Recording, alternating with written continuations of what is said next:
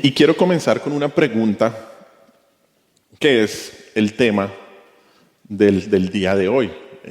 Y el anuncio que se les mandó en el grupo del WhatsApp sobre lo que íbamos a hablar hoy es sobre el peor pecado. ¿Cuál podría ser el peor pecado? ¿Cuál podría ser el peor pecado? Y algunos podrían decir que tal vez el peor pecado puede ser el asesinato, una violación, la trata de niños para usarlos como objetos sexuales, el genocidio de inocentes. Y a veces pensamos que los peores pecados son los más escandalosos o los más depravados humanamente hablando, o más bien terrenalmente hablando. Pero definitivamente el peor pecado es la incredulidad. Ningún pecado hace menos ruido, pero ninguno condena el alma con tanta convicción como la incredulidad.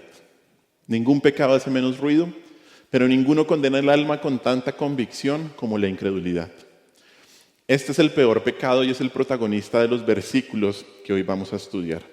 Así que acompáñenme a Mateo 13, versículos del 53 al 58.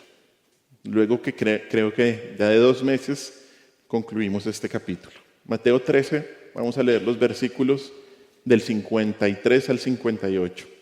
Dice así la palabra del Señor. Aconteció que cuando terminó Jesús estas parábolas, se fue de allí. Y venido a su tierra, les enseñaba en la sinagoga de ellos, de tal manera que se maravillaban y decían, ¿de dónde tiene esta sabiduría y estos milagros? ¿No es este el hijo del carpintero? ¿No se llama su madre María y sus hermanos Jacobo, José, Simón y Judas? ¿No están todos sus hermanos con nosotros? ¿De dónde pues tiene todas estas cosas? Y se escandalizaban de él. Pero Jesús les dijo, no hay profeta sin honra, sino en su propia tierra y en su casa. Y no hizo allí muchos milagros a causa de la incredulidad de ellos. Oremos. Señor, te damos gracias por tu palabra suficiente, tu palabra que no tiene error. Y ayúdanos, Señor, a no solo a verla así, tu palabra suficiente y sin error, sino ayúdanos a entender que todo lo que ella dice es verdad y es útil para nuestra edificación, Señor. Ayúdanos, Señor, a entender sobre todo este tema tan importante que lo entendamos como tú quieres que lo entendamos, Señor, sobre la incredulidad, Dios, sobre el peor pecado que puede existir. Te lo pedimos, mi Señor Jesús, y te pedimos que tu Espíritu Santo nos ilumines para poder entender lo que dice tu palabra y no desviarnos ni a izquierda ni a derecha.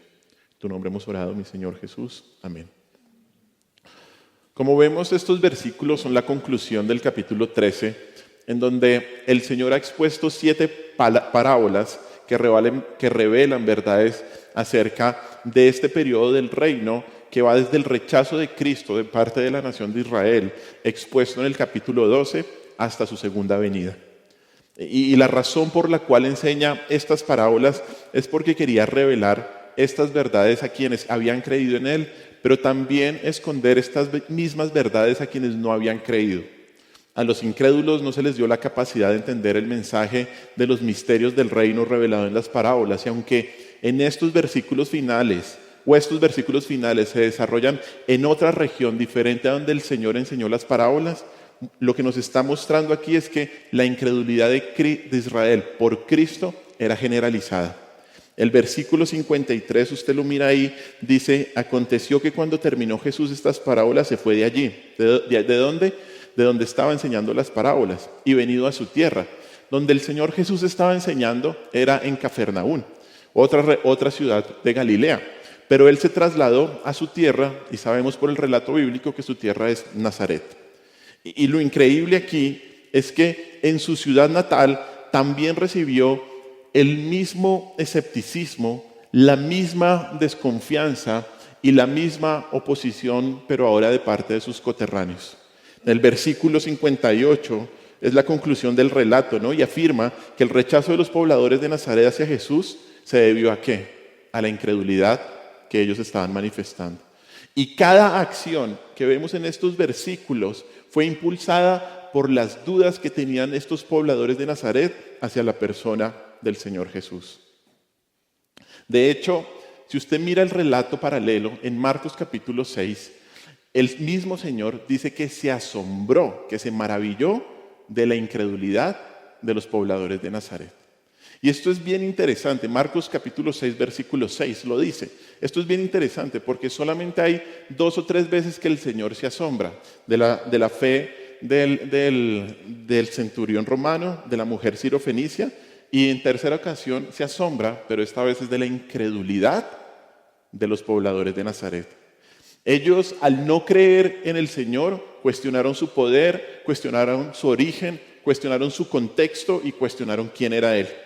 Y este relato no solo nos confirma la razón por la cual el Señor decidió esconder estas verdades en las parábolas a toda la nación incrédula de Israel, sino que también expone una serie de acciones que producen la incredulidad. Y es que, queridos hermanos, aunque la incredulidad no es el pecado más escandaloso, es el peor de los pecados. Es el peor de los pecados porque no creer en Dios es el origen de todos los pecados. Póngase a pensar usted, ¿qué fue lo que pasó con el primer pecado en Génesis? Y de hecho vamos ahí, vamos a Génesis capítulo 3, versículos del 5 al 6.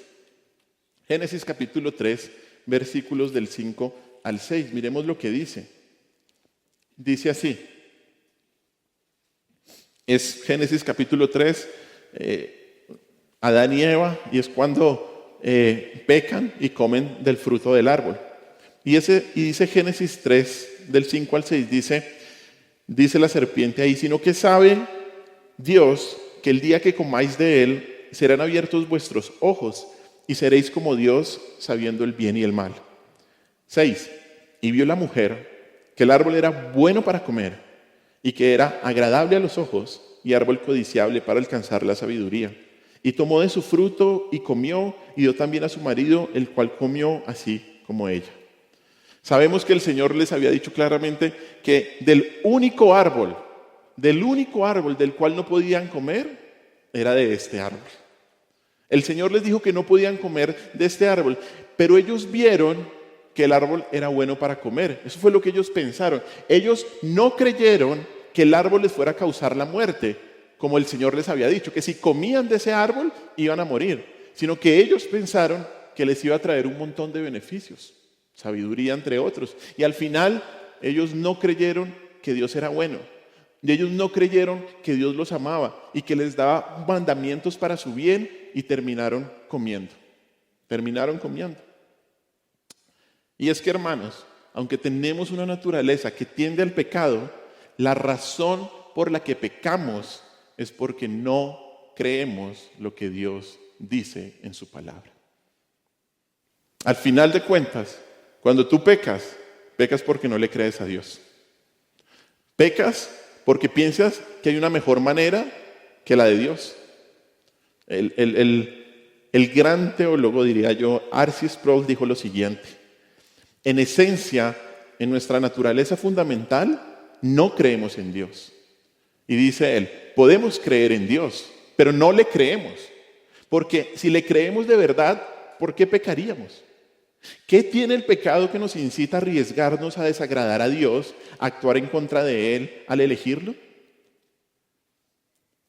Hermanos, pecamos porque no creemos que las instrucciones de Dios son buenas para nuestras vidas. Pecamos porque no creemos que seremos más felices con sus mandamientos y que estaremos mejor si los desobedecemos y hacemos las cosas a nuestra manera. Por eso pecamos. Por lo tanto, la incredulidad es el origen de todos los pecados y es el peor de los pecados. Porque cuando un incrédulo le da la espalda a Dios, se lanza a cometer una serie de pecados que terminan llevándolo a la condenación en el infierno. Esto fue lo que le sucedió al pueblo de Israel al no creer en Cristo, y llegaron al punto de decir que sus obras eran las mismas obras de Satanás. Hermanos, el peor pecado es la incredulidad, y es el que más nos debe escandalizar. Y por eso la Escritura nos advierte en estos versículos finales lo que la incredulidad le puede causar a alguien. Estos versículos nos van a mostrar 4 acciones que produce la incredulidad para entender que este es el peor de los pecados. 4 acciones que produce la incredulidad para entender que este es el peor de los pecados. Y la primera acción que produce la incredulidad es que pone en duda la sabiduría y el poder de Cristo. Pone en duda la sabiduría y el poder de Cristo. Vuelva conmigo a Mateo 13 y mire lo que dice el versículo 54. Dice así el versículo 54. Y venido a su tierra, les enseñaba en la sinagoga de ellos, de tal manera que se maravillaban y decían, ¿de dónde tiene esta sabiduría y estos milagros?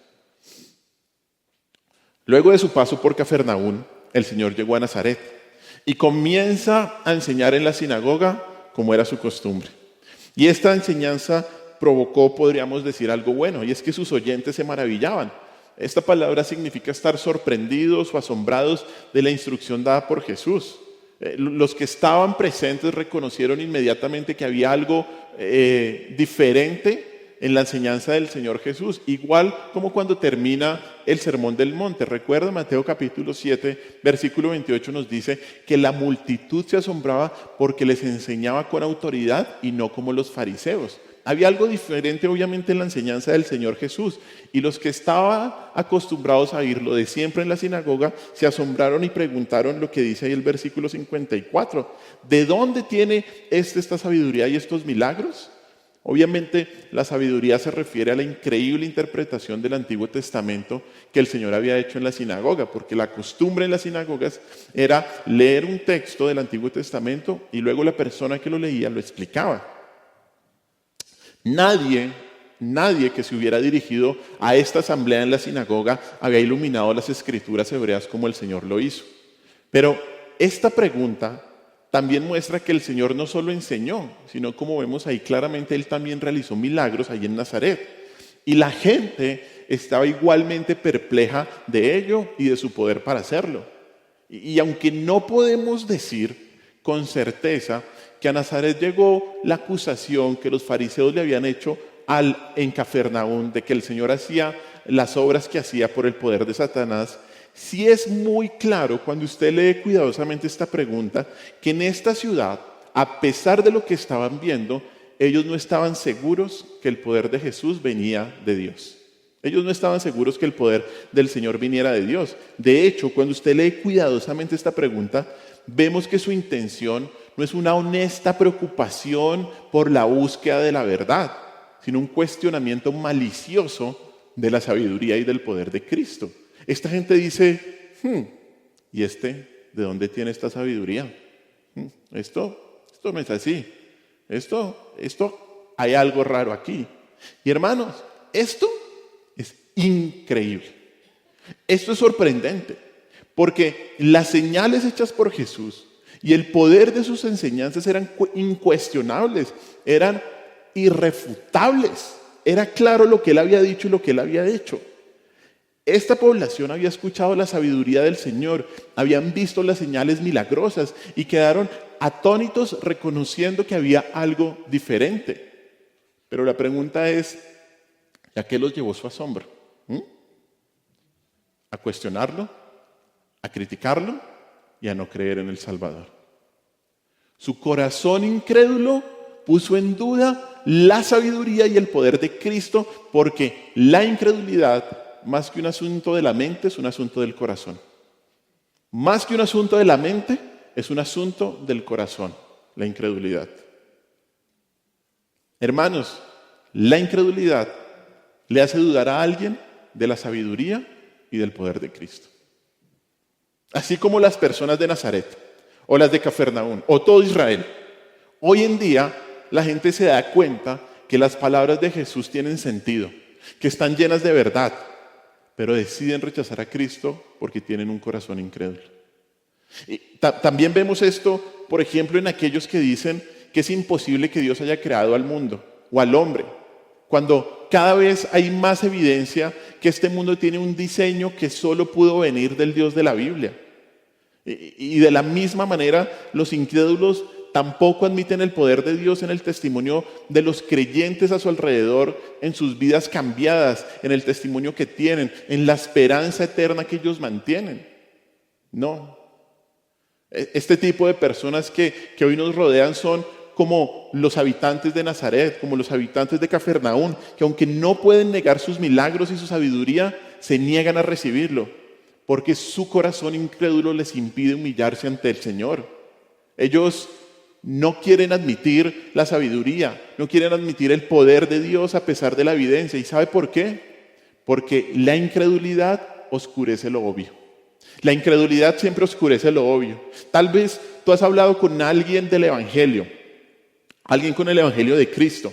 Le has mostrado el relato del Nuevo Testamento, le has dado el relato histórico, has hablado, has llegado al punto de la resurrección, le has mostrado cómo 500 testigos oculares vieron eso. ¿Cómo es imposible que un grupo de discípulos miedosos luego de la resurrección fueran a compartir el Evangelio? Les muestras cómo las mujeres fueron las primeras testigos y eso en la literatura antigua era imposible darle credibilidad a eso, pero aún así les muestras todas estas evidencias. ¿Y cuál es la respuesta?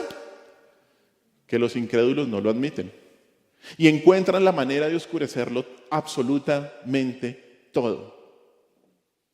Pero el problema del incrédulo, como nos lo dice aquí el relato, no es que no tenga evidencia, sino que su corazón no está bien con Dios. Su corazón no está bien con Dios. Mire lo que dice Romanos capítulo 1, versículos del 18 al 23. Y esto fue un versículo muy importante para mí cuando justamente estaba pasando por mi carrera universitaria de antropología. Dice así, Romanos 1, 18, 23. Escuche bien.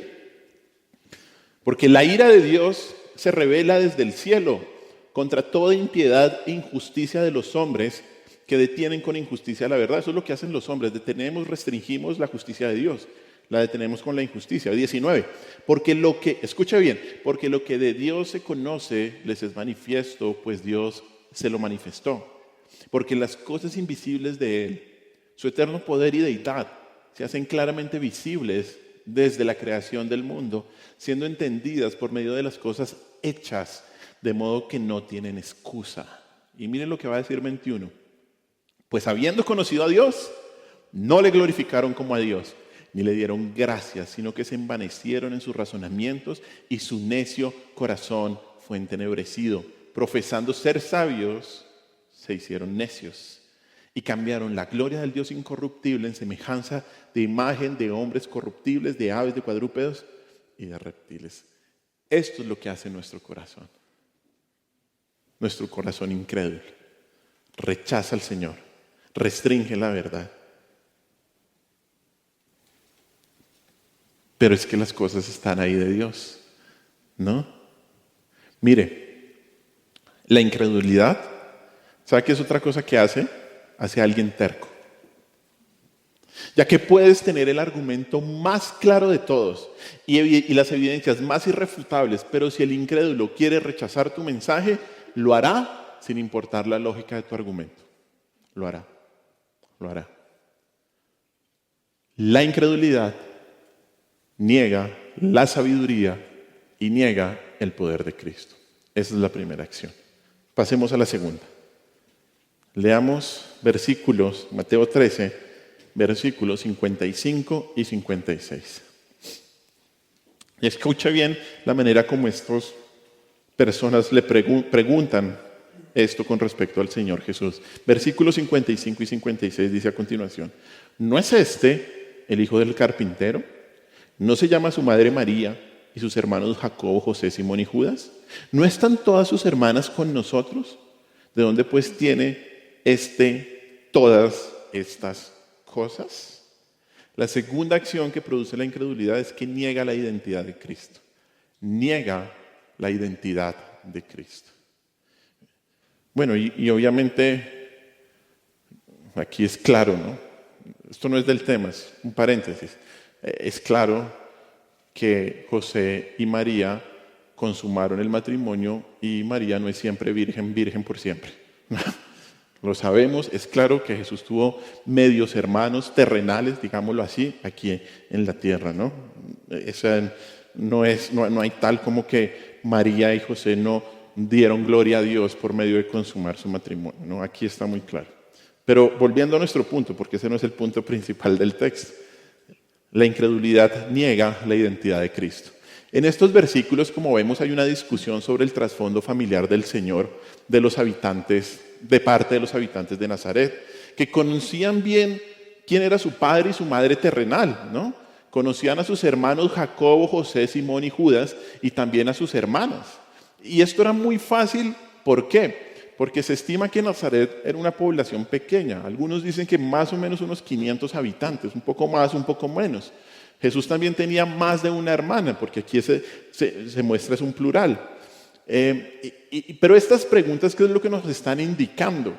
Que las palabras y las obras de Jesús sobrepasaron lo que las personas esperaban de alguien de su contexto local, ¿no? Sobrepasaban, como que si alguien de aquí saliera Nobel de Ingeniería, yo qué sé, ¿ese? ¿No? Algo por el estilo, ¿no? No estoy diciendo que no pueda haber un Nobel de Ingeniería entre nosotros, de pronto, ¿no? Las preguntas formuladas en estos dos versículos afirmando su parentela terrenal, lo que están expresando es consternación, porque ellos habían vivido cerca de 30 años con el Señor Jesús como un co-ciudadano de ahí de Nazaret, y tal vez nunca habían visto nada extraordinario en él como lo estaban viendo en ese momento. Así que en cierto modo no es difícil entender por qué los lugareños de Nazaret se preguntaban por lo que estaba haciendo el Señor Jesús.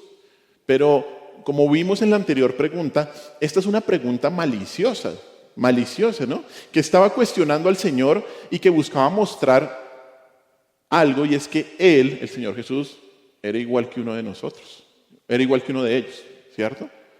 Este es igualito a uno de nosotros, ¿no?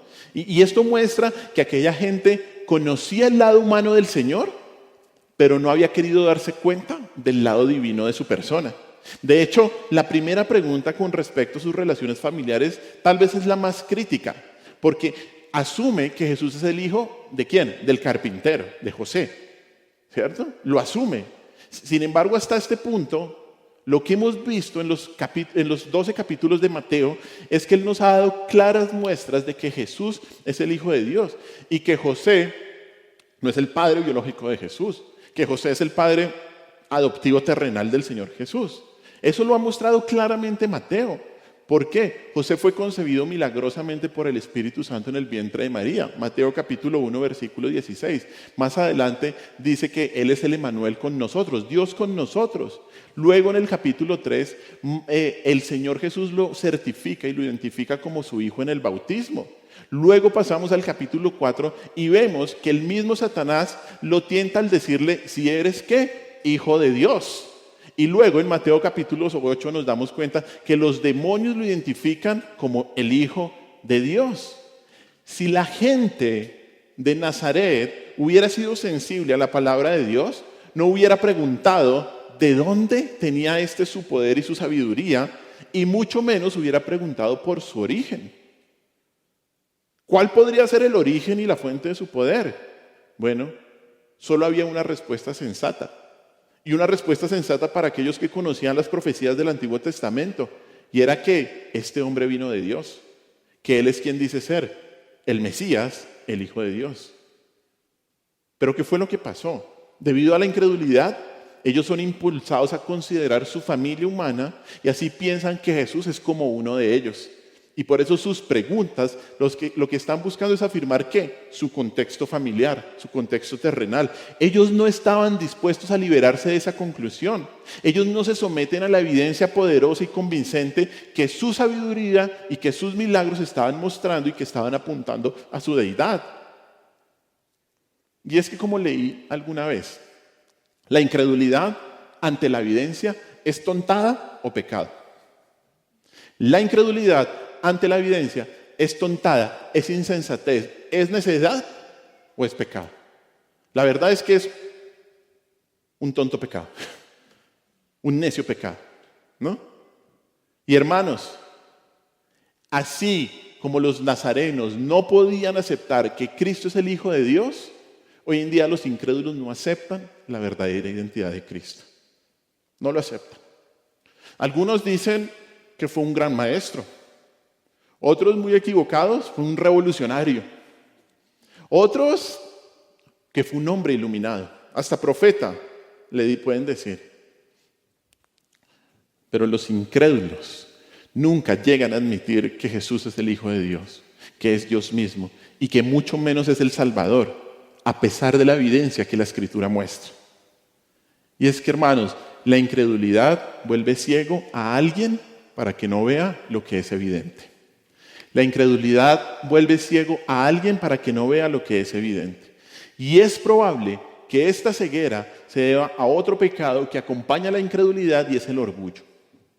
Ya que si una persona admite que Cristo es Dios, que Cristo es el Salvador, que Cristo es el Señor, entonces la obvia respuesta sería que debería someterse a Él, ¿cierto? Eso debería ser la obvia respuesta. Pero la incredulidad en Cristo hace que la persona piense que no necesita al Salvador, que eso es para otros y que Él está bien así, ¿no? Y de hecho es que, mire, muchos conocemos a incrédulos, re buenas gentes, lindas personas, moralmente muy correctos, ¿cierto? Pero el punto es que su incredulidad está mezclada con orgullo. Y es que miren, en toda incredulidad hay dos cosas: una buena opinión de sí mismo y una mala opinión de Dios. Lo quieran o no lo quieran admitir. En toda incredulidad hay dos cosas: una buena opinión de sí mismo y una mala opinión de Dios. Miren lo que dice este texto que nos ilustra mucho esta verdad. Segunda de Reyes 17. Segunda de Reyes 17. Versículos 14 y 15. Y el contexto de Segunda de Reyes 17 es cuando va a caer el reino del norte. Va a caer el reino del norte. En ese momento estaba dividido Israel en dos: el reino del norte y el reino del sur. El reino del norte va a caer, y obviamente cayó después de muchas advertencias que el Señor les había dado. Y miren lo que dice Segunda de Reyes 17, 14 y 15. Dice así. Segunda de Reyes 17, 14 y 15 dice: mas ellos no obedecieron, antes endurecieron su cerviz, como la cerviz de sus padres, los cuales no creyeron en Jehová su Dios, y desecharon sus estatutos y el pacto que él había hecho con sus padres y los testimonios que él había prescrito a ellos, y siguieron la vanidad y se hicieron vanos, y fueron en pos de las naciones que estaban alrededor de ellos, de las cuales Jehová les había mandado que no hiciesen a la manera de ellos.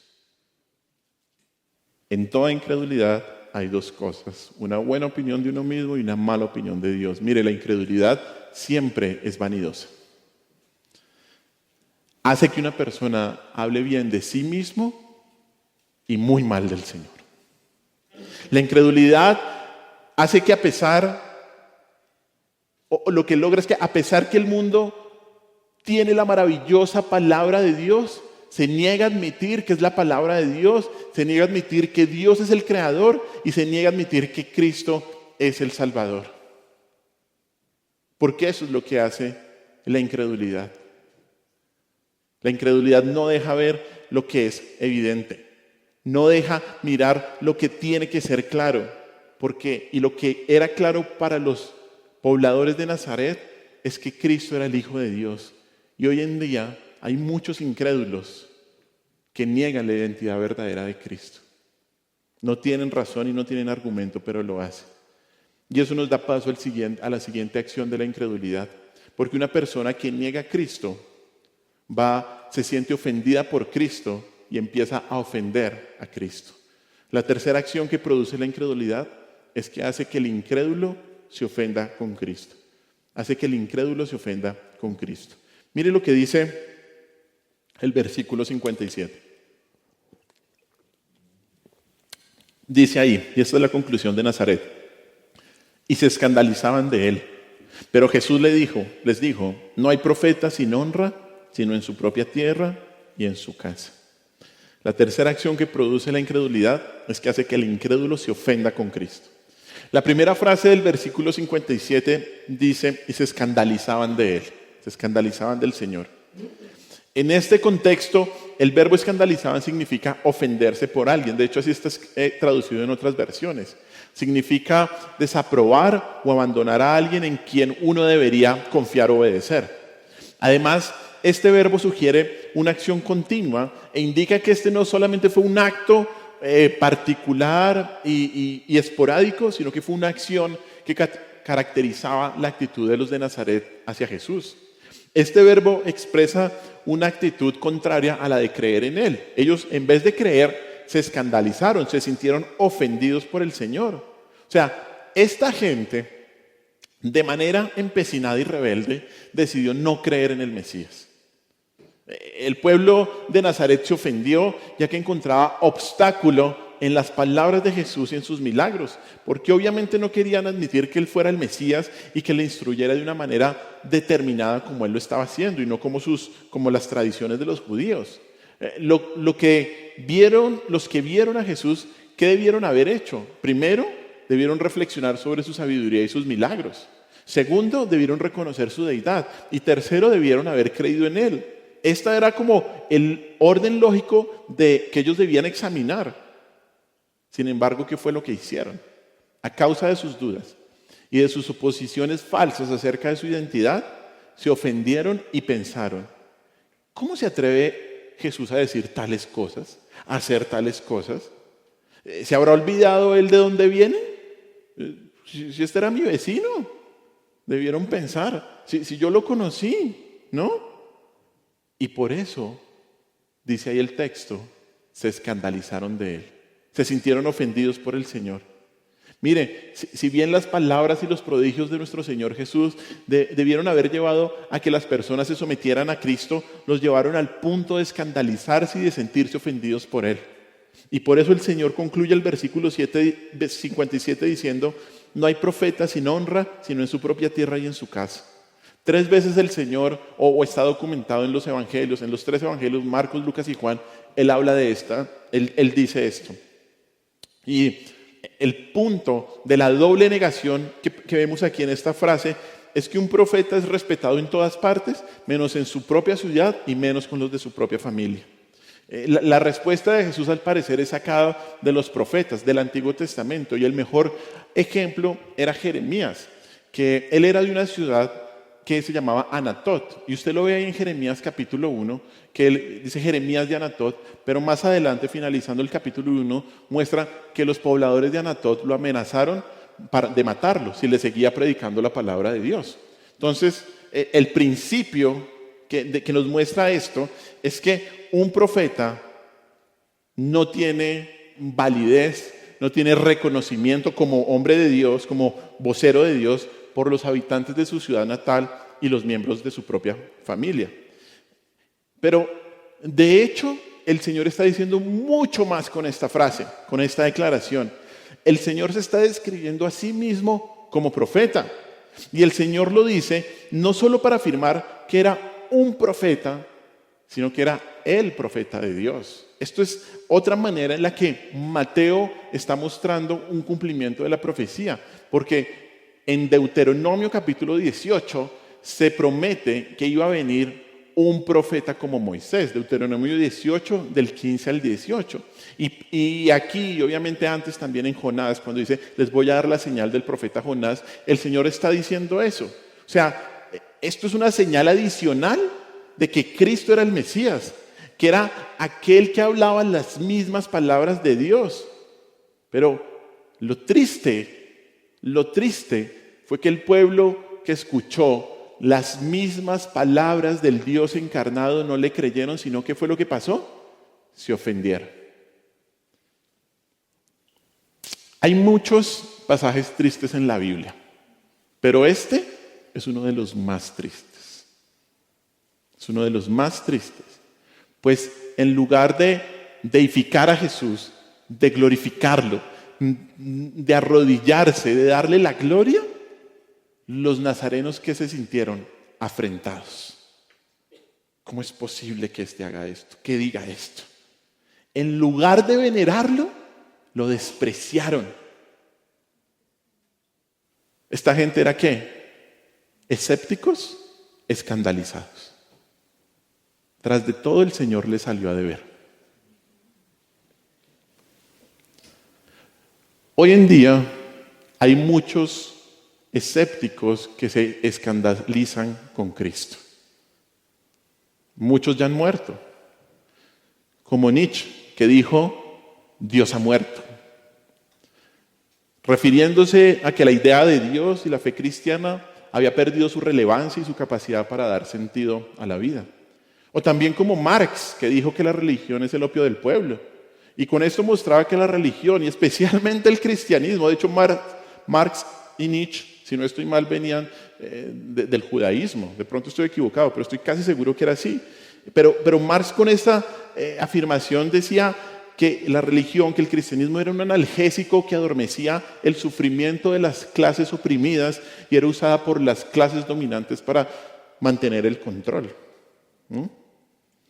Estos escépticos se habían sentido escandalizados y ofendidos por Dios, por Cristo y por su palabra y han lanzado sus teorías atacando la fe.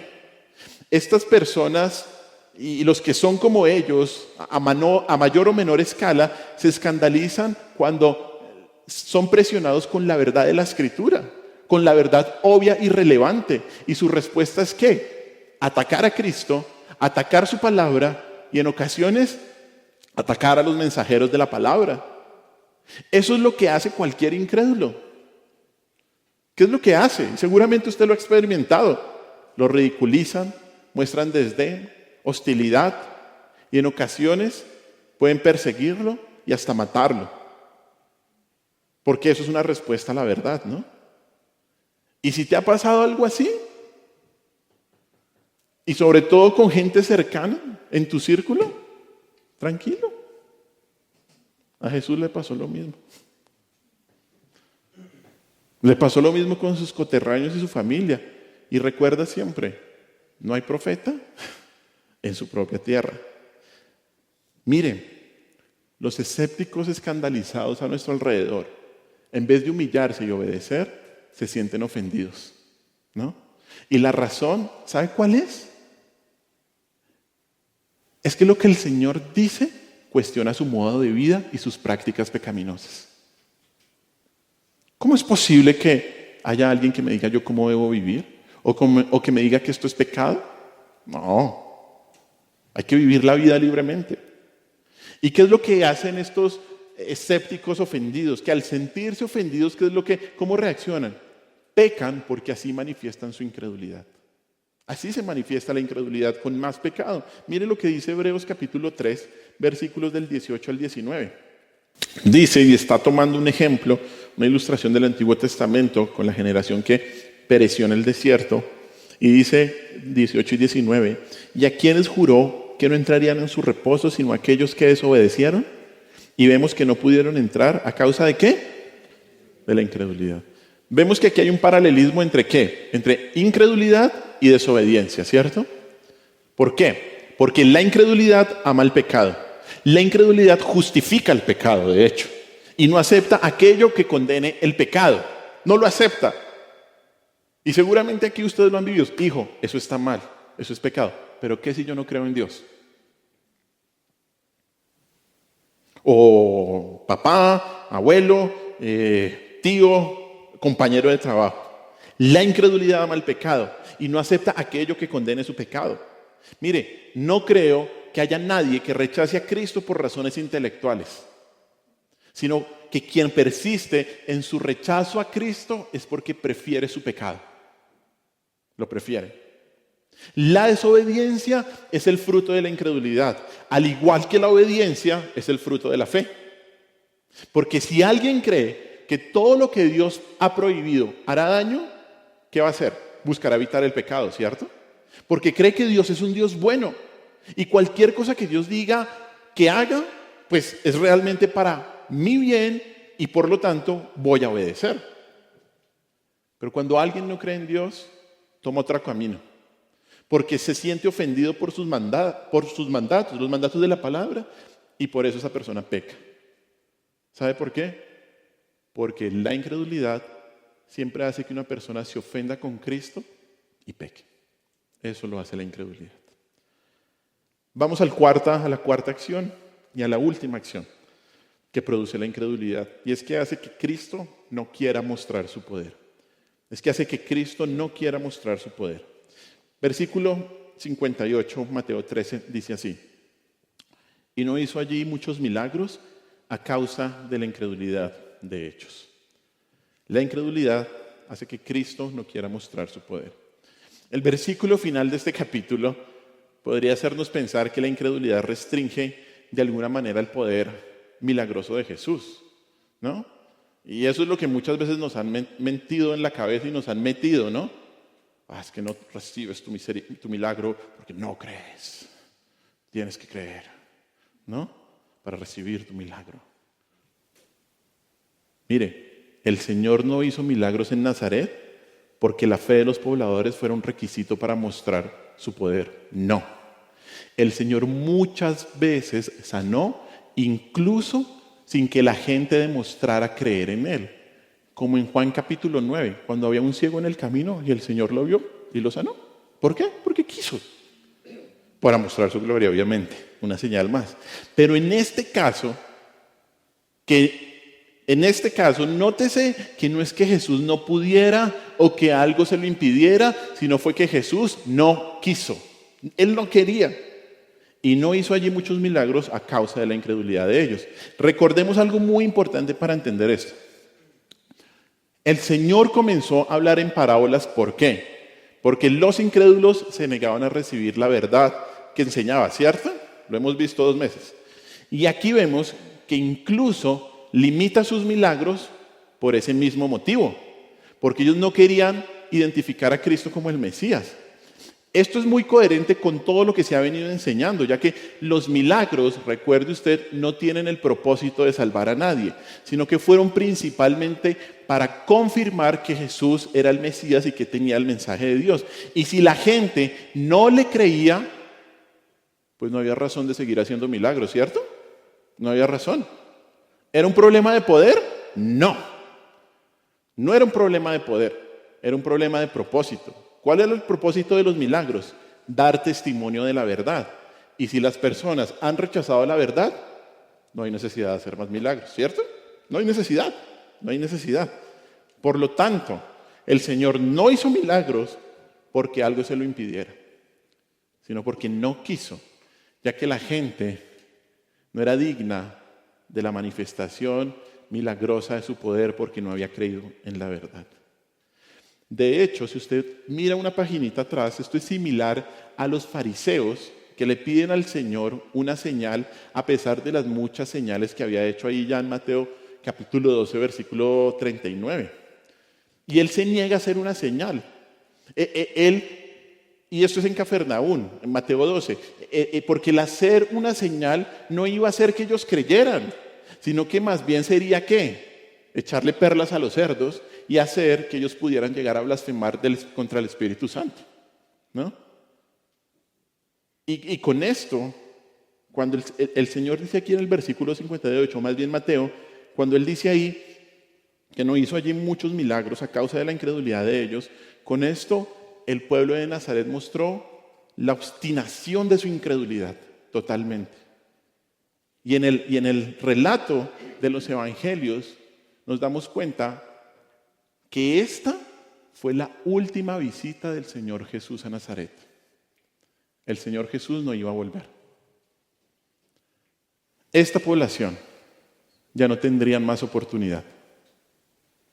Estos incrédulos habían rechazado a Cristo y con esto habían sellado su destino eterno al endurecer sus corazones, al cerrar sus mentes al único que tenía la capacidad de mostrar su gran poder para salvarlos.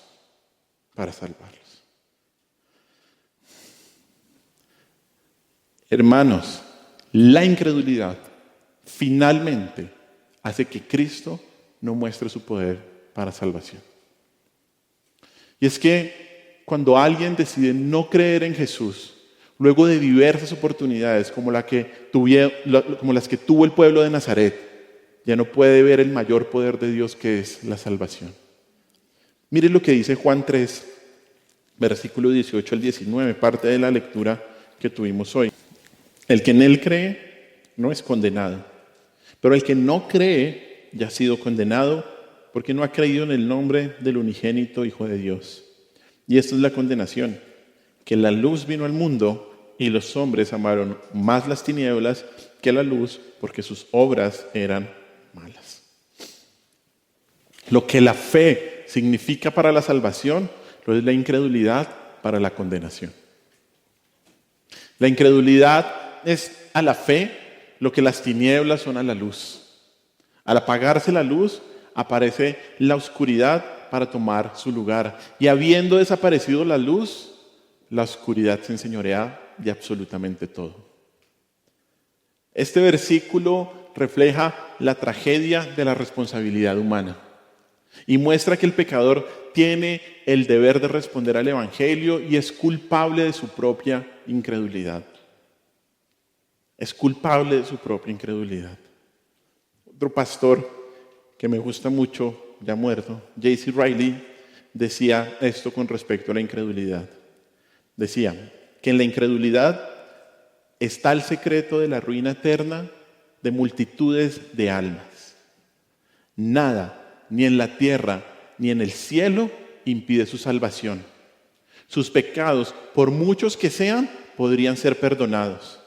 El amor del Padre está listo para recibirlos. La sangre de Cristo está lista para purificarlos. El poder del Espíritu está listo para renovarlos. Pero una gran barrera se interpone. No creen. Llega un momento en que la incredulidad de una persona finalmente aleja cualquier posibilidad de la obra salvadora de Dios. Esto ya lo había dicho el Señor Jesús en Mateo 13, cuando al explicar el propósito de las parábolas, dijo que aquellos que habían creído en Él les iba a dar mayor conocimiento, pero aquellos que lo habían rechazado después de una y otra vez demostrar su poder, ¿qué iba a hacer? Les iba a quitar eso. Aún se les quitará, dice Mateo capítulo 13, versículo 12. Dice, porque a cualquiera que tiene se le dará y tendrá más, pero al que no tiene, aún lo que tiene, ¿qué? Esto es un versículo que habla sobre la salvación eterna, no sobre otras cosas.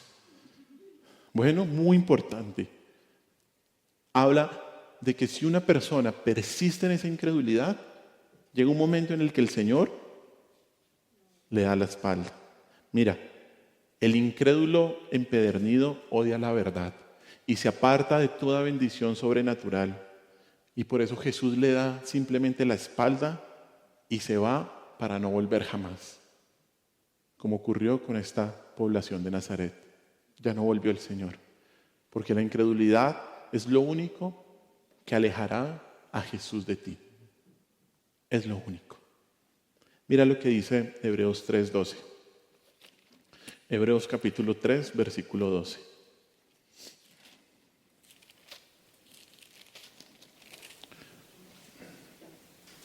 Dice así Hebreos 3:12. 12. Mirad, hermanos, que no haya en ninguno de vosotros corazón malo de incredulidad. ¿Para qué? Para apartarse del Dios vivo.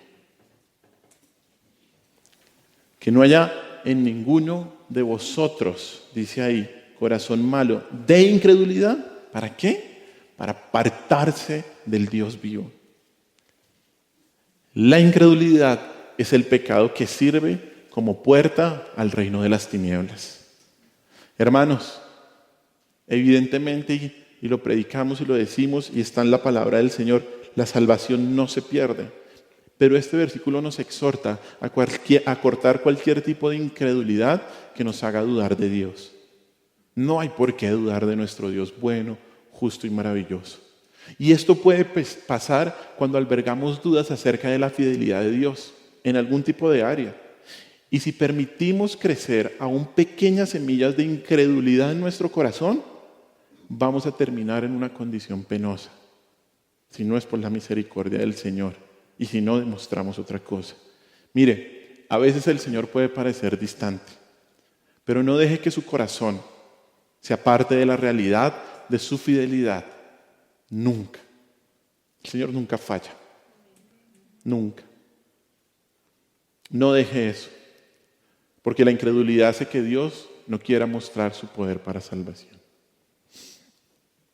Quiero terminar preguntando, si usted tuviera que elegir entre un criminal y alguien que pudiera sanar todas sus enfermedades, vencer la muerte, librar de demonios, que pudiera con una sola palabra alimentar a miles de personas y que le diera la respuesta para cada área de su vida, ¿usted a quién elegiría? La pregunta es tonta, ¿cierto? Cuando se le hizo esta pregunta a Israel, ¿sabe a quién eligieron? Al criminal. Y es la misma pregunta que hoy el Señor le hace a cualquiera de nosotros que está aquí. Y tal vez que hasta ahora no ha recibido a Cristo y no tiene a Cristo como Señor y Salvador.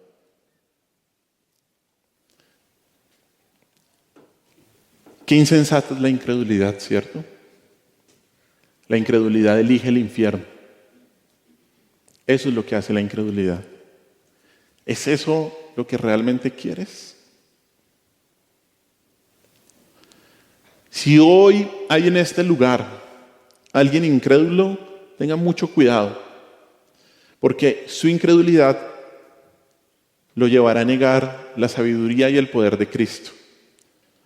Lo llevará a poner en duda la identidad de Cristo. Hará que ofenda a Dios con su pecado y finalmente lo hará ser indigno de que Dios muestre su poder salvador en usted. Spurgeon dijo algo bien importante.